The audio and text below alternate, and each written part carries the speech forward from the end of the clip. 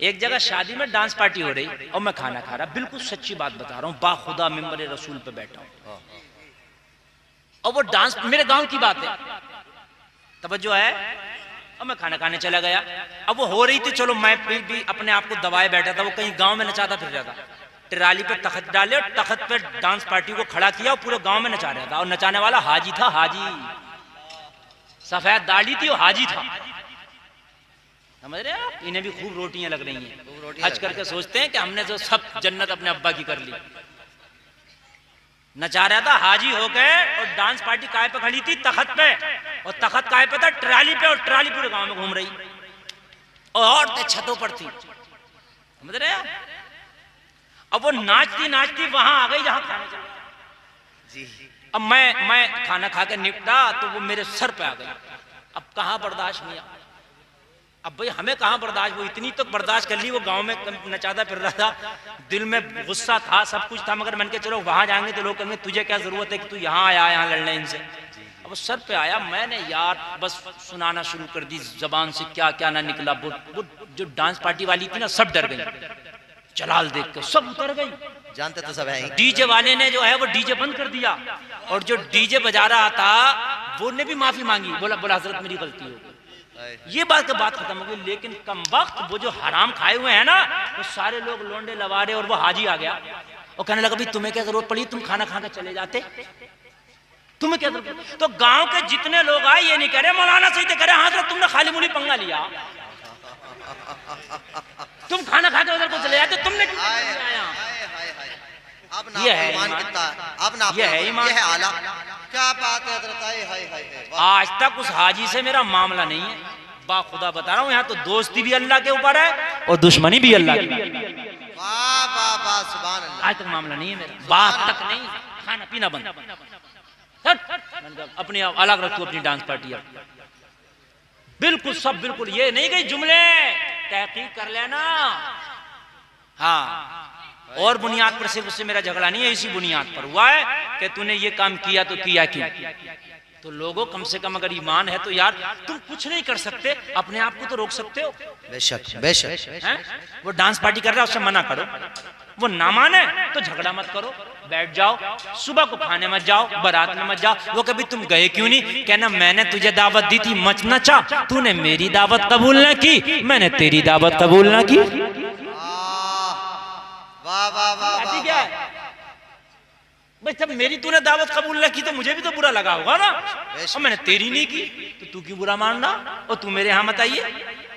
नाचने वाले तो नाच जब भी अच्छा है, बरकत होगी, बरकतें तो तभी नहीं हो रही हैं। और शादियों में जितना मुख्तसर होगा खाना दाना इतना अच्छा है। ये भी मैं आपको बात बता रहा हूँ, शादियां हल्की करो। ये जो बोझ बढ़ा लिए कि 2000 का खाना, ना सुन्नत है, ना वाजिब है, ना फर्ज है। वलीमा सुन्नत है, वलीमा 2000 का नहीं है, 10 लोगों को भी खिला दे तो हो गया वलीमा। सुभान अल्लाह सुभान अल्लाह सुभान अल्लाह। समझ रहे हैं? मेहर वाजिब है, निकाह में मेहर उधार बांधते फिर रहा, जो वाजिब है उसे उधार करता फिर रहा, उधार कर लो मेहर। और बेवकूफ इसी की वजह से निकाह कायम होता, ये उधार करा दिया। और जो तू खाने खिला, अच्छा मंडा तो सुन्नत भी नहीं है, मंडा तो ये सुन्नत कहाँ है, वलीमा सुन्नत है। ये मंडे में जो 2000 लोग तूने खिलाए थे, तूने ये क्या क्या खिलाए तूने। ये 1000 कर लेता, 500 कर लेता, 200 कर लेता, लेकिन बीवी के मेहर नकद अदा करता। सुभान अल्लाह सुभान अल्लाह। मेरी बात गलत तो नहीं है ना यार? है? इजाब और कबूल ये और मेहर ये जरूरी है निकाह में। इजाब और कबूल के मामले में दाढ़ी मुंडा वही वकील बन के आ गया, जिसके दाढ़ी नहीं है वही आ गया वो गवाह बन के। और भाई मना क्यों नहीं करते? मैं उलमा हजरात से भी कह रहा हूँ, आप पढ़ाएं निकाह, साफ कह दे मैं ये निकाह नहीं पढ़ाऊंगा, दूसरा लाइए आप। अरे वाह, कम से कम कुछ तो लगे यार। अच्छा एक बात सुनिए, दाढ़ी भी रखना नहीं और हर काम में आगे रहना।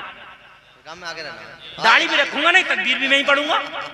और भाई दोनों हाथ में कैसे लड्डू मिलेंगे तुझे? वाह वाह वाह। दलमुंडों में खड़ा होगा तो कहेगा हाँ भाई अपना स्टाफ है। और जब मौलवियों की बात आएगा तो सोचता है कि नमाज भी मैं ही पढ़ा दूं। अब तकबीर मत पढ़ तू, अब अजान मत पढ़ तू, अब गवाह नहीं बनेगा, शरीयत ने तेरी गवाही कबूल नहीं की है।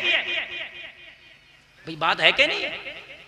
मना कर दो ना, दाढ़ी वाले गवाह लाओ, बाशरा गवाह लाओ, और वकील इमाम खुद बने, ये बेहतर है। सुभान अल्लाह, सुभान अल्लाह।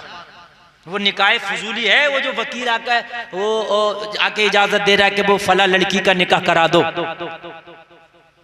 एक नंबर का निकाह यही है कि इमाम खुद वकील बने, दो गवाह साथ में लेके जाए और इमाम लड़की से खुद पूछे, हाँ खुद पूछे। समझ रहे हैं आप? मसला सुन लीजिए आप। इसलिए कि वो अपने निकाह का इज़्न भी इमाम से कह रही है, मैंने तुझे इख्तियार दिया फला लड़के से मेरा निकाह करा दे। हाँ बिल्कुल पढ़ाइए, समझ रहे हैं आप?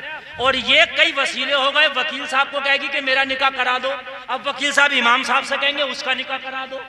जी जी, पड़ गई कि नहीं पड़ गई? तो वसीले हो गए कि नहीं हो गए? और एक चीज और है, ये वकील ये मसले भी पता नहीं, अगर वकील ये इजाजत ले रहा लड़की से कि मैं तेरा निकाह की इजाजत फला लड़के के लिए ले रहा हूं, तो लड़की कह दे है, तो उससे ये भी कहे ये इजाजत अब उस इमाम को दूंगा जाकर, वो पढ़ाएगा तेरा निकाह, ये भी इजाजत है।